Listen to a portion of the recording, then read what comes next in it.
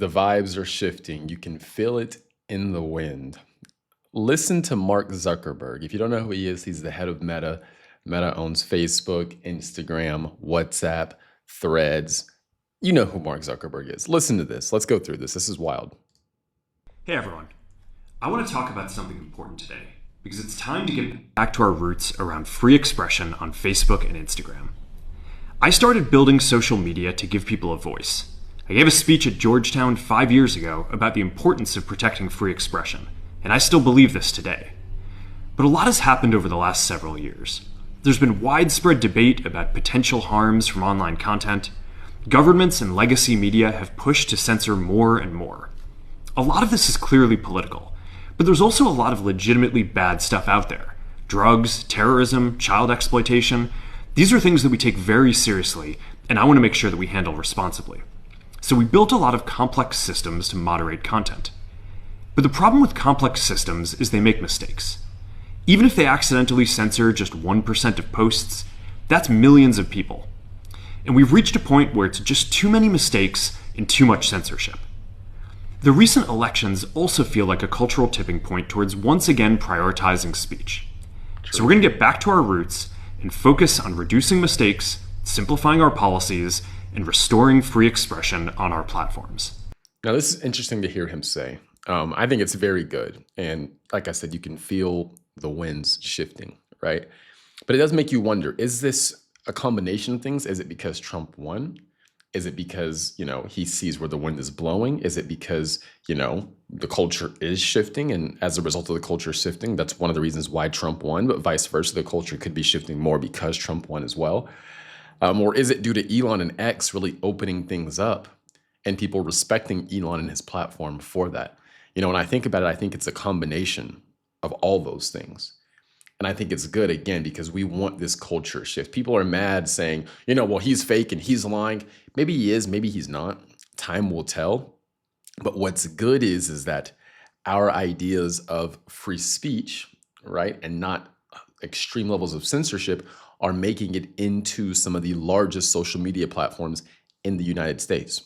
It's great to see. Let's let him continue. More specifically, here's what we're going to do.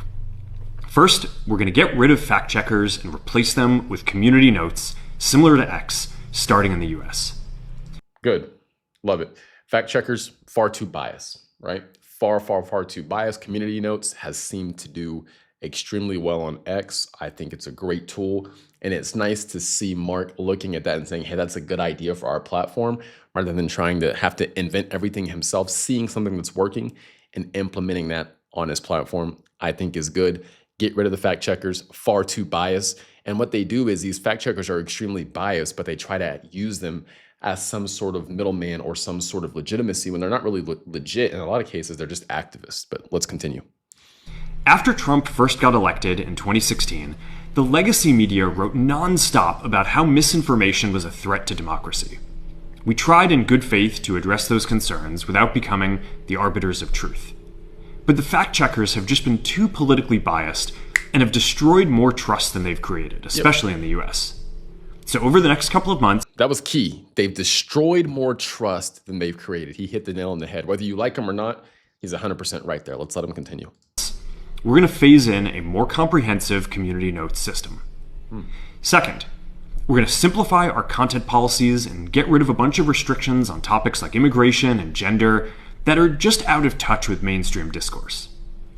What started as a movement to be more inclusive has increasingly been used to shut down opinions and shut out people with different ideas, and it's gone too far. Hey, he's right. Like him, hate him, whatever, he's right. You can think he's lying, time will tell. But again, let me ask you this. If you're saying he's a liar, don't trust him, don't like him, would you rather him be saying this and talking about making changes, or would you rather him be doubling down in the other direction, right? So I would say have a healthy dose of skepticism, but don't just, he's terrible, he's this, he's that, he's not. Let's see. I mean, like I said, would you rather him do this or the opposite, right? This is what we say we want. They're starting to look to give that. It's becoming more mainstream. This is what we want. I mean, Facebook is massive. It has billions of users. Instagram is massive. WhatsApp is massive. They control all this. This is what we want to see, and we've influenced this. So, like I said, let's let them continue. So I want to make sure that people can share their beliefs and experiences on our platforms. Third, we're changing how we enforce our policies to reduce the mistakes that account for the vast majority of censorship on our platforms. Okay, that's good.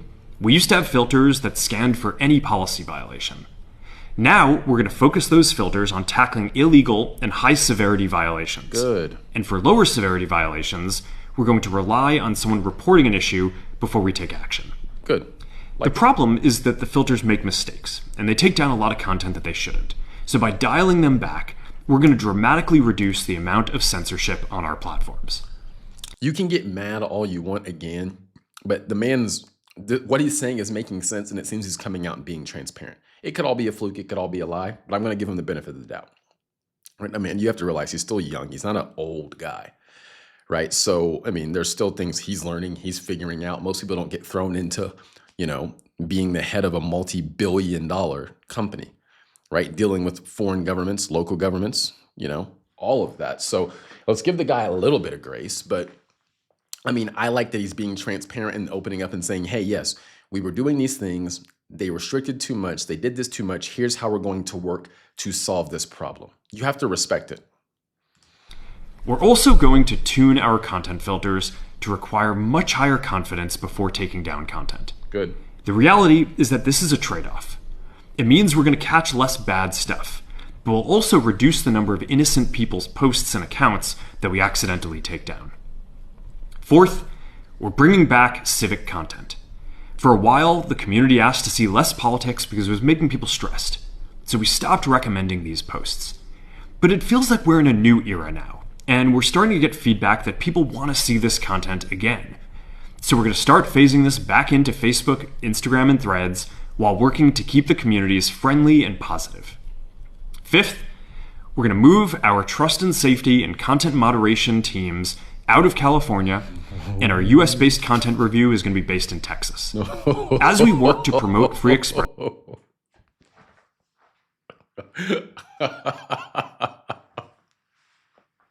That is glorious. That is glorious. We love to see that. We love to see that. And I know people on the left are fuming about that. Fuming about that. We love to see it. Now let's hear his reason why. We love to see that. I think that it will help us build trust to do this work in places where there is less concern about the bias of our teams. Absolutely. 100% it'll help build trust. Yes. California is arguably, it's between California and New York, likely, if you think about it. It's one of the, let's say California, it's the Democratic stronghold of the United States. Yes, there's a clear bias. Same thing with X. When Twitter was in California, clear bias. So yes, get that moderation team out of California, get them to Texas, Zuckerberg. We love to see it. And I respect that, and it will help build that transparency and people to trust that the content moderation team is not biased. I think it's a good play. You could have done Arizona. Maybe it's a little purple, more purple, right? Or a swing state, but I'm happy with Texas. I'm not mad about Texas. And I think it will help build more credibility and legitimacy because you still have, for example, Austin, which is kind of, I don't think you should do it in Austin. I think it should be, Houston or Dallas or whatever, but it's probably going to be in Austin. Whatever. We'll see. Finally, we're going to work with President Trump to push back on governments around the world that are going after American companies and pushing to censor more. The US has the strongest constitutional protections for free expression in the world. Europe has an ever-increasing number of laws institutionalizing censorship and making it difficult to build anything innovative there. Latin American countries have secret courts that can order companies to quietly take things down. China has censored our apps from even working in the country. The only way that we can push back on this global trend is with the support of the US government. And that's why it's been so difficult over the past 4 years when even the US government has pushed for censorship. By going after us and other American companies, it has emboldened other governments to go even further. He's right. But now we have the opportunity to restore free expression, and I am excited to take it. I hope he's telling the truth. Like I said, time will tell, but think about it, guys. This is what we wanted. We want social media companies coming out, the head of social media companies coming out and saying, hey, we're going to open this up. We're going to fight for free speech. And then having some actions, moving the content moderation team from California to Texas, that's not a little deal. right? And then telling us how they're going to change the filters for their algorithms, not a little deal. I like the transparency. I like him being open. And I think, like I said, he sees where the wind is blowing.